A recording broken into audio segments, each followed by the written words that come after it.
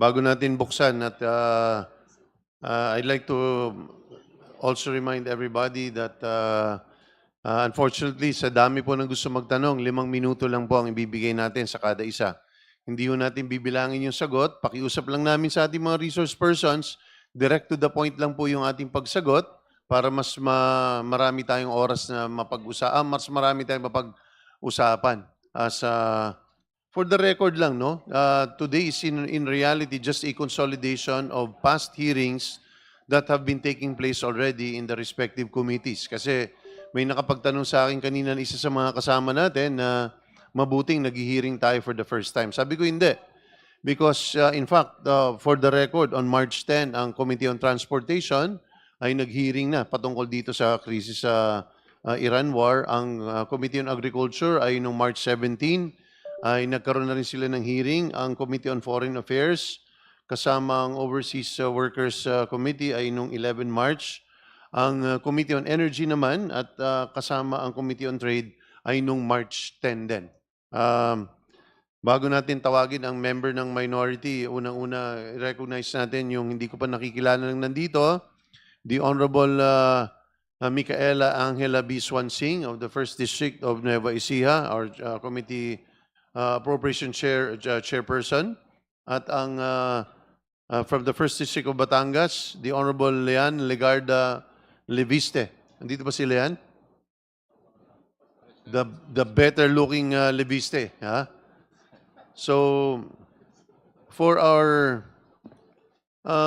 Secretary Kakdak, bago ko tawagin si Congressman Tonchi Tino, may mabilisan lang tanong kasi kanina pinag-uusapan, pinapatanong ni Speaker, ilan ba ang humihingi ngayon ng saklolo pagdating dito sa usapin ng krisis sa Middle East?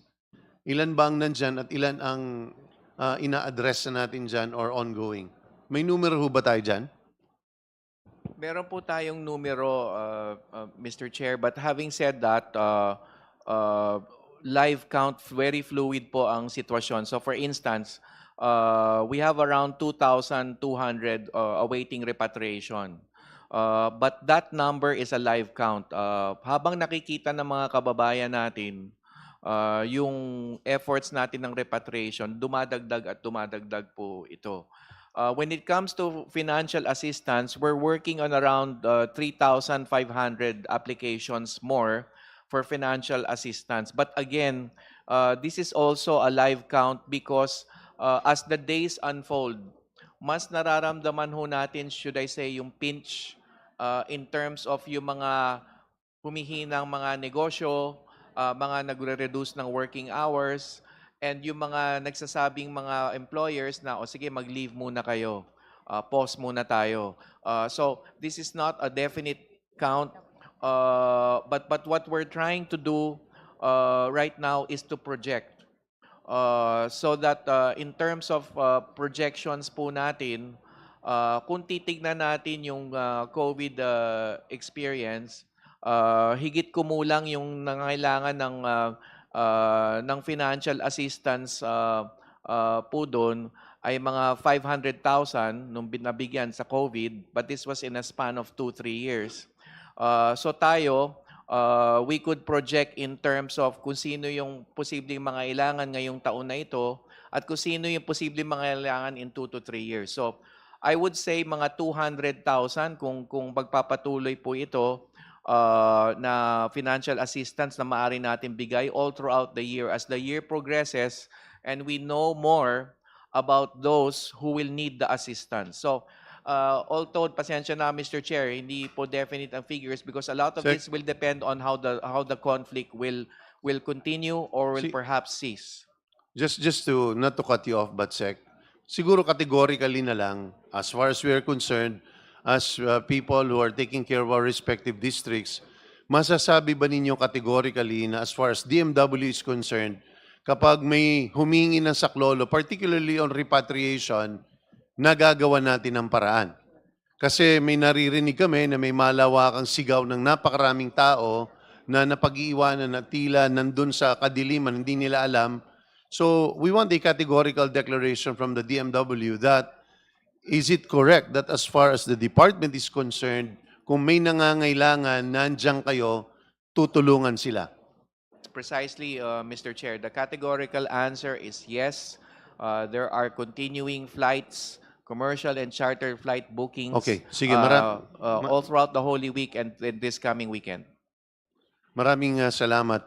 Meron din tayong dalawang ang PNOC at saka NAPOCOR, pero mamaya tawagin na lang namin kayo. Buksan muna natin sa pagtatanong at the appropriate time sa ating mga dating kasama, no? Particularly si Congressman Coco Nograles.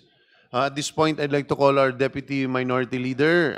Tinatawagan natin si Congressman Tonchi Tinio. Paalala ko lang po, mga kapatid, pag umabot po na 5 minuto, may maririnig kayong tunog. So I'd like to ask you to wrap up once you hear that sound. Go ahead, Tonchi. Thank you, Chair. Chair, merong present PowerPoint lang para makatulong sa pagtatanong. Ready na po ba?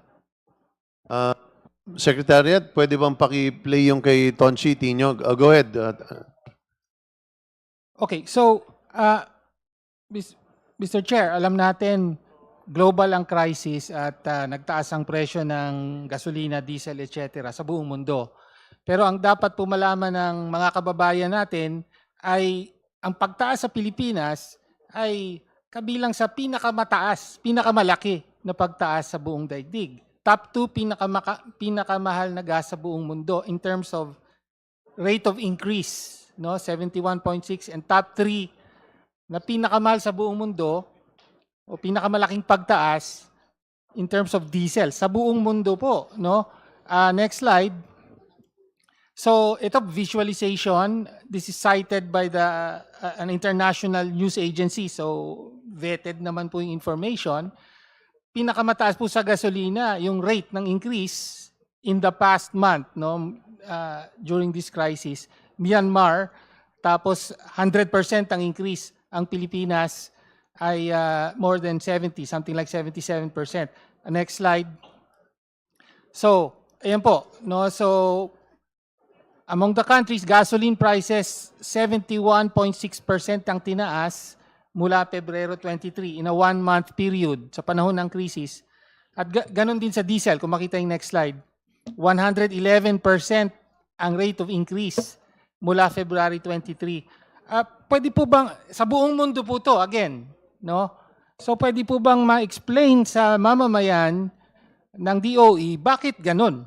No? Bakit sa dinami-dami ng mga bansa sa buong daigdig na apektado nito, pinakamataas yung sa Pilipinas o kasama sa pinakamataas yung pagtaas. Bakit po ganun? Mr. Chair.